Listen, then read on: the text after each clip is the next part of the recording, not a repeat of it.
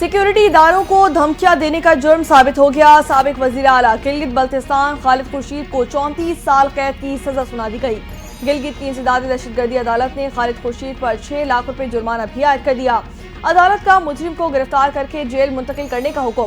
अदालत ने खालिद खुर्शीद का शनाख्ती कार्ड भी ब्लॉक करने का हुक्म दे दिया है।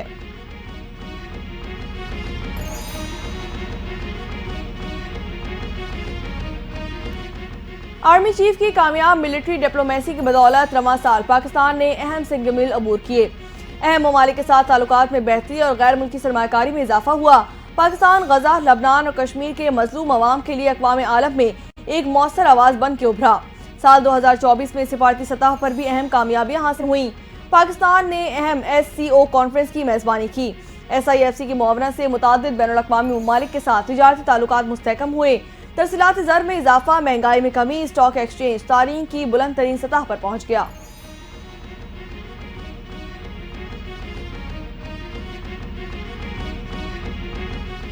साल 2024 में दहशतगर्दों के खिलाफ 59,000 से ज्यादा कामयाब ऑपरेशन किए गए। 925 दहशतगर्द बशमूल खवारिजों को हलाक किया गया।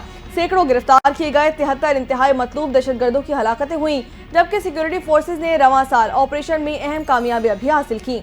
रियासती इदारों की बेहतरीन हिकमत अमली से 14 मतलूब दहशतगर्दों ने हथियार ढालकर खुद को कौमी धारे में शामिल कर लिया। Army chief general Nasir Asim Munir कहते हैं कि पाकिस्तान को अफगानिस्तान की सरजमीन से आज़ादाना दहशतगर्द कार्रवाइयों पर तहफ़्फ़ुज़ात हैं। एक पाकिस्तानी की जान और हिफाजत हमारे लिए अफगानिस्तान पर मुकद्दम है।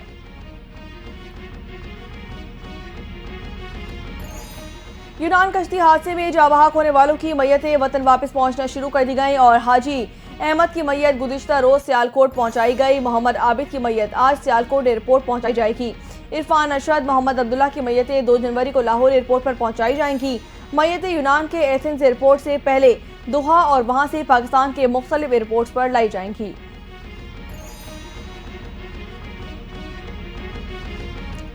शहर कायद में साल 9 का जश्न आलमी तर्ज पर मनाने की तैयारियां मुकम्मल कर दी गई। गवर्नर सिंध कामरान खान टिसोरी कहते हैं कि लंदन, पेरिस और न्यूयॉर्क की तरह कराची में भी शानदार आतिशबाजी का मुजाहरा किया जाएगा। साल 9 के मौके पर कव्वाली की यादगार महफिल का इनेकाद भी किया जाएगा। मारूफ कव्वाल अफजल सावरी गवर्नर हाउस में अपनी परफॉर्मेंस पेश करेंगे। कराची की रौनकें बहाल करने के लिए अपनी भरपूर कोशिशें जारी रखूंगा।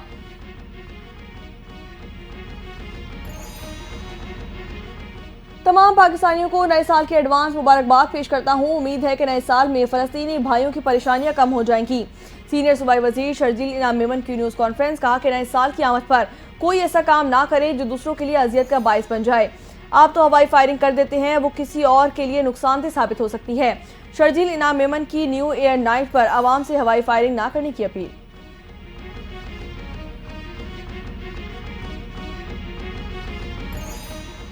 वज़ीर-ए-आज़म शहबाज शरीफ आज होम ग्रोन इकनॉमिक एजेंडे का ऐलान करने जा रहे हैं। होम ग्रोन इकनॉमिक एजेंडा मौशी इस्लाहात का एजेंडा है और वज़ीर इत्तलात अता तालड़ की गुफ्तगू कहते हैं कि मुल्क डिफ़ॉल्ट से इस्तेहकाम की जानिब जा रहा है, अब इस्तेहकाम से तरक्की की जानिब बढ़ रहा है।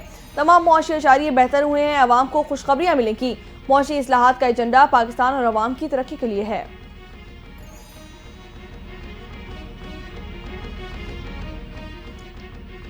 हमने स्ट्रक्चरल रिफॉर्म शुरू की हैं। आज वज़ीर-ए-आज़म शहबाज शरीफ की क़यादत में इकनॉमिक प्लान लॉन्च करने जा रहे हैं।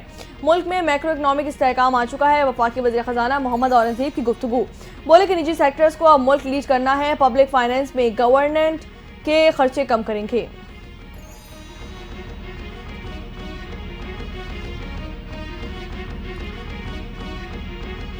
छब्बीसवीं आईनी तरमीम के बाद अदालती निज़ाम मफलूज हो गया। मुल्क में मार्शल लॉ का निफाज है। बानी PTI से जेल में मुलाकात हुई, उन पर कोई दबाव नहीं है।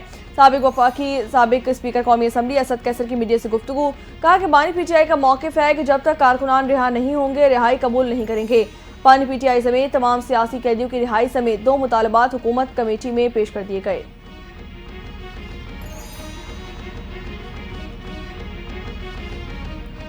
दुश्मन बुज़दिल भी है और चालाक भी। दहशतगर्दों को भारतीय एजेंसी रॉ फंडिंग करती है।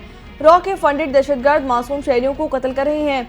वज़ीर आला बलूचिस्तान मीर सरफराज बुगटी का तकरीब से खिताब, कहा कि मुल्क के लिए जानों का नजराना देने वाले हमारा फ़ख्र हैं। दहशतगर्दों के तमाम मज़मूम मकासद खाक में मिलाएंगे। दहशतगर्दी के खिलाफ डट कर मुकाबला कर रहे हैं।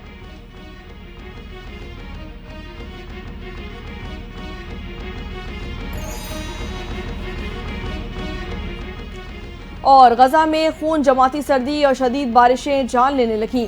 خیموں میں ٹھنڈ سے 6 بچوں سمیت 7 فلسطینی شہید کر دیے گئے۔ بارش کے باعث خیموں میں پانی بھر گیا۔ اسرائیلی فوج کی غزہ میں بمباری سے مزید 40 سے زائد فلسطینی شہید ہو گئے۔ حماس کی جوابی کارروائی میں 5 اسرائیلی فوجی بھی ہلاک کر دیے گئے۔ عالمی ادارہ صحت کی اسرائیل سے حملے بند کرنے اور کمال عدوان اسپتال سے ڈائریکٹر ابو الصفیہ سمیت عملے کی رہائی کا مطالبہ۔